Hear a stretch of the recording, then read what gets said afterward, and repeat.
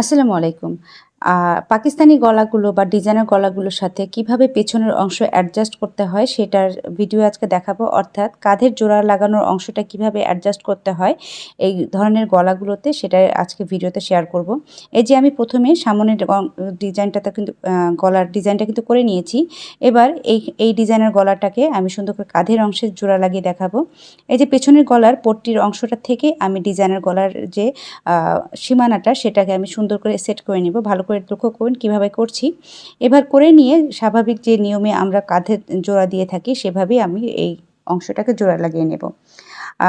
একজন আপু চেয়েছিলেন পাকিস্তানি গলার ক্ষেত্রে পেছনের গলার সাথে কীভাবে অ্যাডজাস্ট করতে হয় সেটা নিয়ে একটি কমেন্ট করেছিলেন। আপুর ওই কমেন্টের ভিত্তিতেই আজকে এই পোস্টটা করা, এই ভিডিওটা তৈরি করা। আশা করি আপু যদি আজকে ভিডিওটা দেখেন অনেক বেশি মানে খুশি হবেন।